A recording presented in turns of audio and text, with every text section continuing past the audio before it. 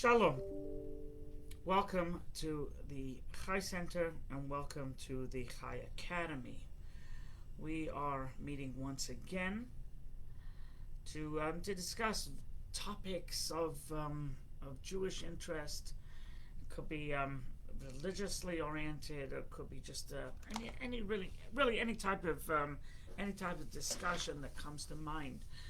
Recently, the past few days, we've been talking about a little bit of history, actually. Jews in the times, of Christianity, Jews in the times of Muslims, and so there's a little bit of history, which got me thinking about some fascinating tidbits of our history. Not too far. I mean, our history is 3,000,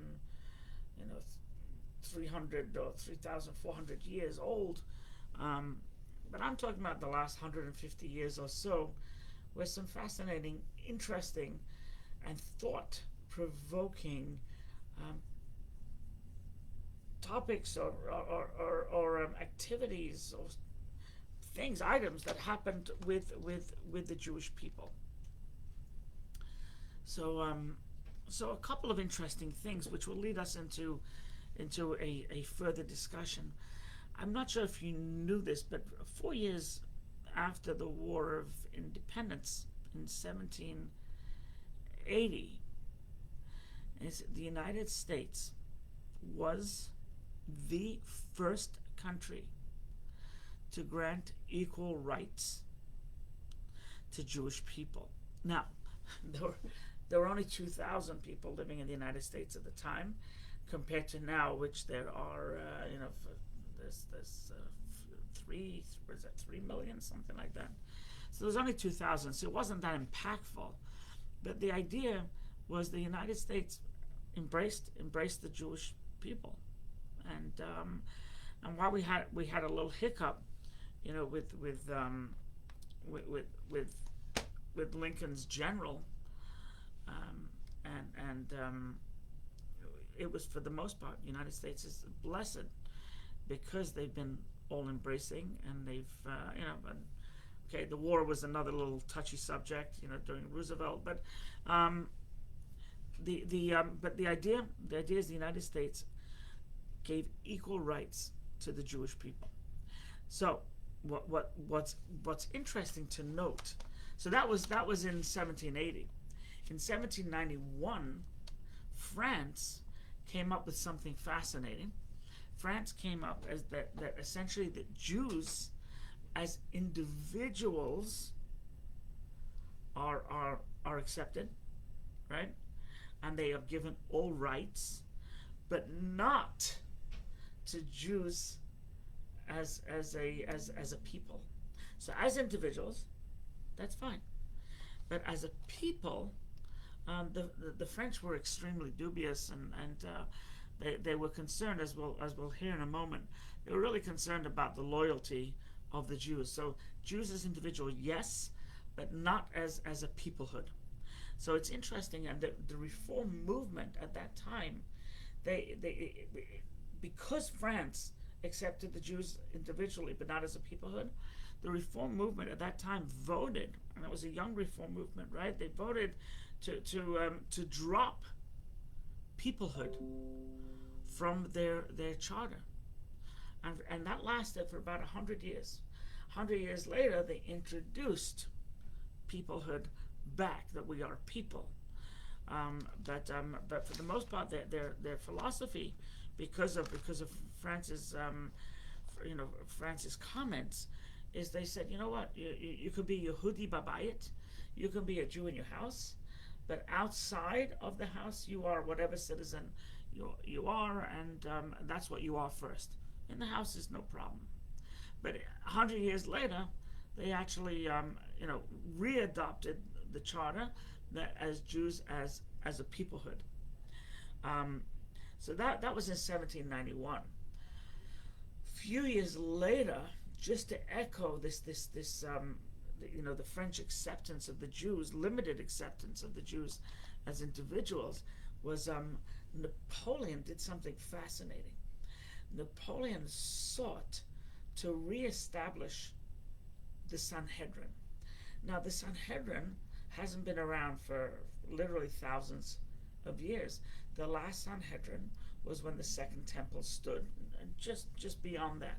Sanhedrin were 71 judges, and the Sanhedrin got together for major cases. It's basically the Supreme Court, but with 71 judges, and they were responsible for the integrity of Judaism and for the veracity of Judaism, and it was 71 judges, and their office was on the Temple Mount, right? So, just like I guess the Supreme Court is in Washington, as well as the White House, as well as Congress, as well as the Senate, etc., so too the Sanhedrin, the Supreme Court of the Jews.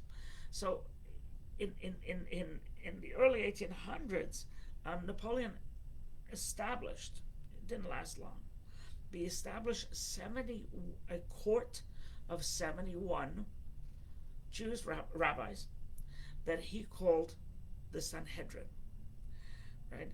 And as you'll see from his questioning, it wasn't because he wanted to restore Jews and Judaism to their glory, but he wanted to really have a platform via the Jews to preach his message and to get some points across.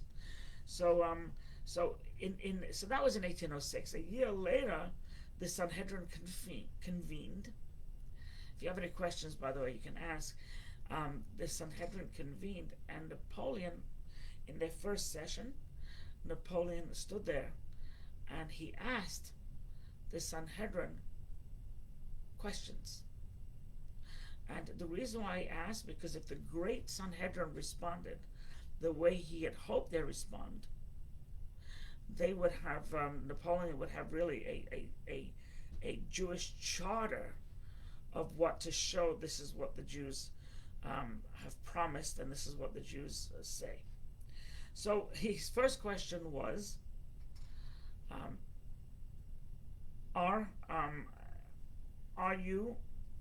will you be married to more than one woman? Will you have more than one wife? Now, according to the Torah, you can be married to more than one woman. It was Rabbeinu Gershom who, 1,000 years ago, had placed the kibosh. He said, getting married so according to the Torah, you can have two wives. A woman can have two husbands, but a man can have two wives. But Rabbi Gershom, he came out and he there were three things that he didn't like. One of them was to be married to more than one woman at a time, I should say. Another one was you can't divorce somebody by force, or against their will. And the third one is you can't open somebody else's mail. You can't pry into someone else's private property, etc. So Napoleon asked this. So Susan, this is Napoleon wanted to assure, as you'll hear the questions. So the first one is about one wife, and they answered in the affirmative. We cannot marry more than one woman. Rabbeinu Gershom has stipulated that we're not allowed to, and therefore we will not. By the way, Rabbeinu Gershom's decree of ostracism was not accepted by the Jews who lived in Yemen or the Jews who lived in Afghanistan. So the Jews in Afghanistan, Yemen, and other places do have more than one wife, and possibly even today, if there are any left. But they could technically, because they never accepted. His next question, how do the Jews view the French? The French population, the greater population. Do you view them as brothers, or do you view them as strangers? The Sanhedrin responded that we view the French citizens, residents of France, as brothers. Right? He asked them if they would defend France, if the Jews would defend France. So they responded in the affirmative that we are Frenchmen first, and we will do whatever it takes to defend France. So you hear his line of questioning, as you can tell, he was worried about dual loyalties. Right? Then he asked, if you're born in France, which citizen, which country are you a citizen of? So they said France. Right? So, oh, so not where other family members live. He said, no, no, no, we're citizens of France, absolutely. Right? And another one of his questions, which he didn't get the answer he was looking for, was, will you intermarry? In other words, will the Jews become part and parcel of the French, the French culture and people? And they did not answer him. They told him that we, as a general rule, and we are not intermarry. We do not intermarry, and they convinced him that they are proud Frenchmen, and that they are French first, and then then they have their religion later. But as a people, they are French. Now, the Sanhedrin didn't last long. I don't know how many more sessions it had, but it was disbanded. I don't know if it was Napoleon himself, or just there was no need for it, or perhaps people were uncomfortable with it. I don't know the reason, but the Sanhedrin really never had legs. It never went anywhere. But because the French embraced the Jews in that way as an individual, Jews actually had a good long life in France. It may not be so safe now. That's the interesting part. It may not be as now, but then they were accepted and as adopted. They were concerned about the peoplehood thing. So they were accepted. However, there were plenty of places where Jews were not accepted. As we spoke yesterday about the dhimmis, right? The Jews were second-class citizens. So there were, as opposed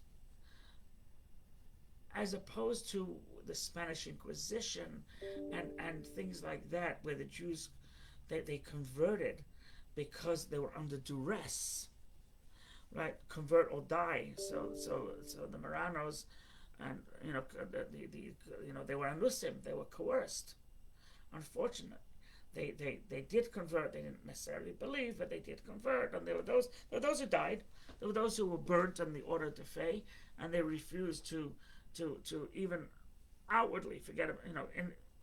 Inwardly they were Jews. Outwardly say that they give up their Judaism, and they were killed for it, or they were tortured for it. But there were many in times of the Spanish Inquisition that converted under duress, right? But that was in 1492. Went on for a long time. It was in 1492. But if you take a look at the 18th century, Jews didn't convert because of oppression or because of duress. Jews didn't convert per se to Christianity or to Catholicism, to be a Catholic or to be a Christian. Jews converted to basically be part of the masses and not a minority. They wanted to be part of the majority. And they wanted to be just like your typical non-Jew, which is the majority of their country. So they converted, and so that was a change historically, because throughout the years there was always conversions because of duress and because of the Crusades. Think of that. Spanish Inquisition. Think of that. Right? There was live by the sword and die by the sword. Here, this is a shift. Whereas they just said, you know what? Maybe it's time, if we convert, we'll be accepted. And so that happened. And basically over the past 150 years or so, that is the main reason. That is the main reason why Jews have converted. We'll talk about recent conversion, but that is the main reason. Let's take, for example, somebody, and you've heard the name, you've heard the last name for sure, but his name was Heinrich Marx, right? So in 1820s, Heinrich Marx converted, right? Because he wanted to be accepted, and he wanted to be a lawyer. He wanted to get accepted into the college, the academy, etc. And that was in 1820 or in the 1820s, 1824, I think. He converted his children. One of his children was Karl, and so Karl Marx was a Jew, still is a Jew, right? As we said yesterday, you can convert all you want, but ultimately, um, ultimately, you can't really shirk it. You can't really get rid of it. But Karl Marx converted. His father converted him, and so while his father did it, and his father basically didn't denounce Jews, he denounced Judaism because he wanted a good position in university. Um, he wanted to be accepted, etc. His son actually became a rabid anti-Semite. His son was born a Jew and is a Jew, was twisted, and he whoops, yeah, his son was twisted, and he became, right, but he's not the only one. There's a fellow by the name of Isaac Disraeli. He was in England, right? So he converted his son Benjamin to the Church of England. So he converted, right? And because he wanted his son to be accepted, eventually, because he did that, his son Benjamin Disraeli became the Prime Minister of England. So he walked around Church of England, Church of England, Church of England. He's a member of the Church of England, etc. It's not exactly Catholicism. I don't, it's their own deal, and he was the Church of England. Now he took care of his people. At least he tried to take care of his people. He didn't hate his people like Karl Marx did. Right?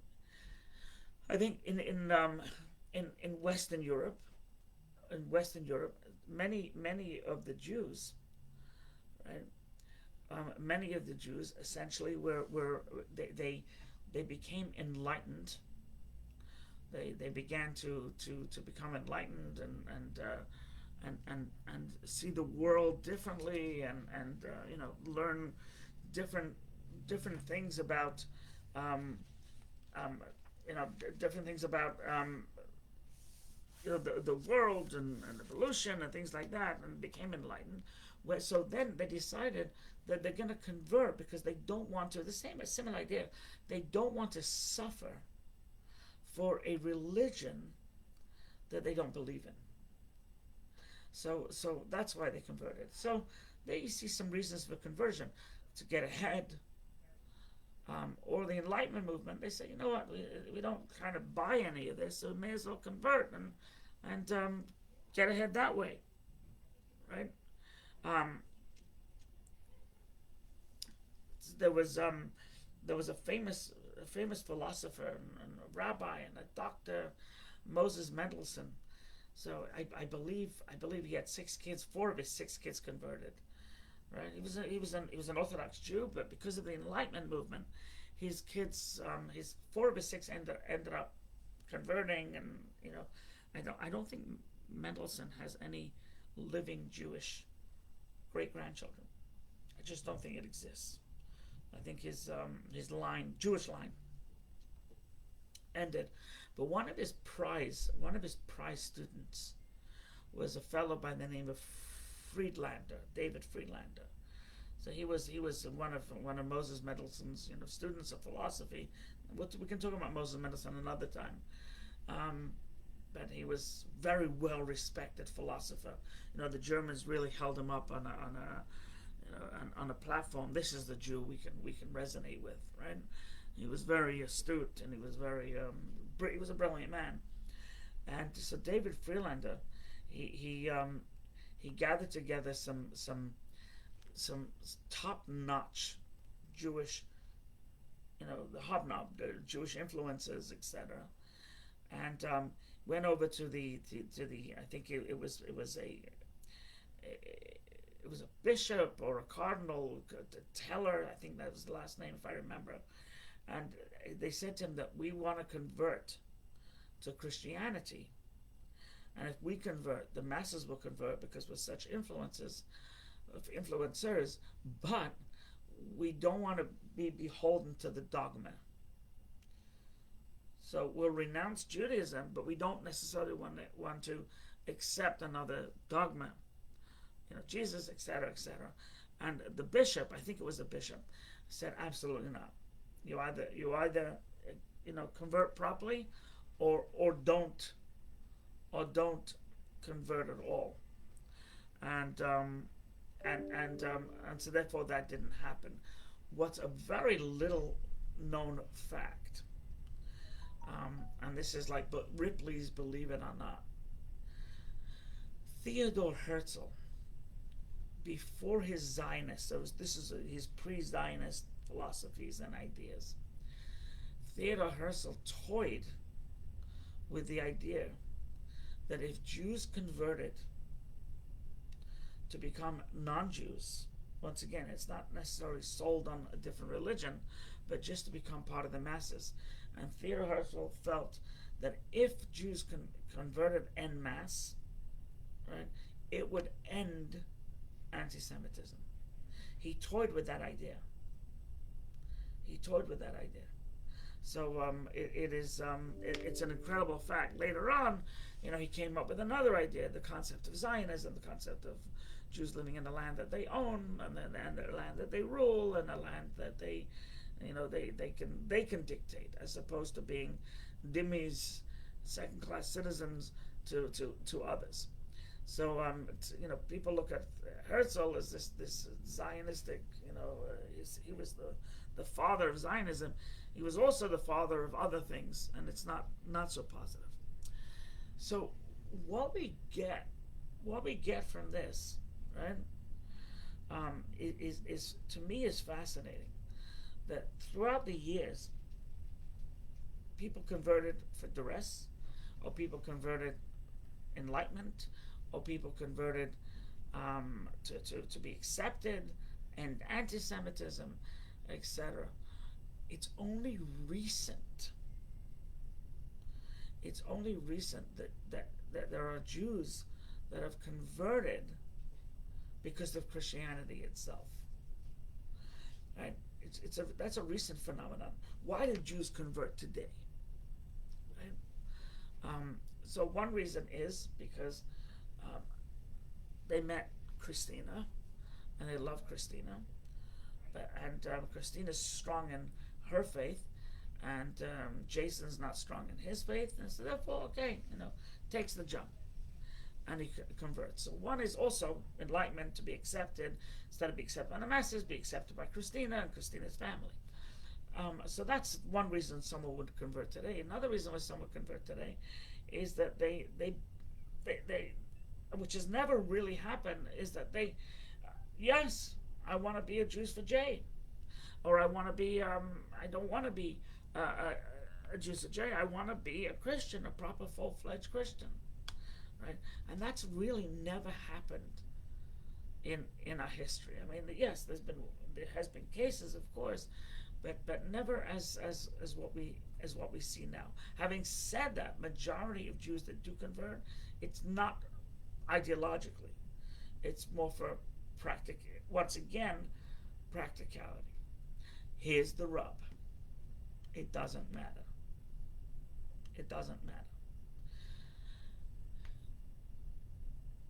Once a Jew, always a Jew. That's our belief. But sadly, it's also the belief of many. If you take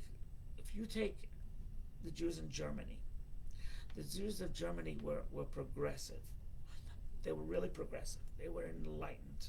They were the creme de la creme of academia.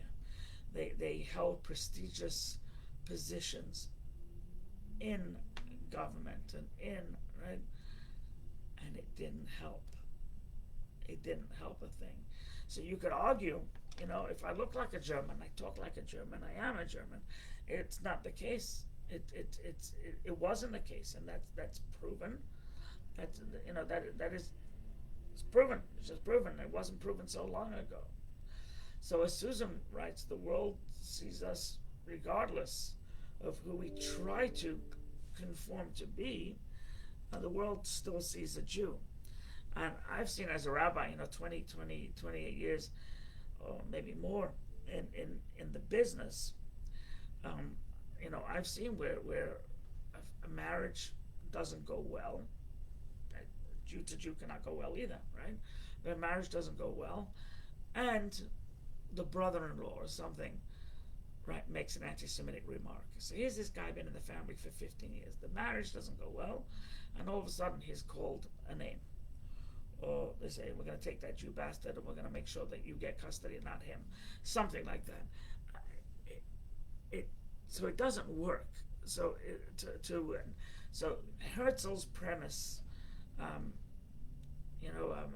Marx's premise and Trotsky's premise and Friedlander's premise, ultimately really is a farce. It doesn't work. Because regardless of how you see yourself, right? In this particular instance, it's really how others see you, and what an important lesson that is. Right? Is that I think I told you the story once.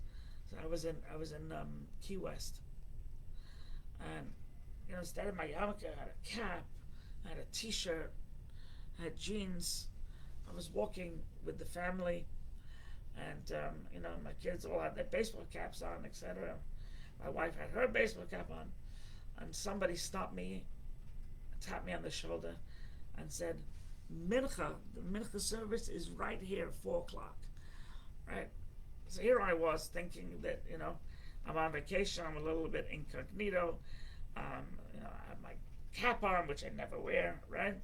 I have a T-shirt, which I never wear.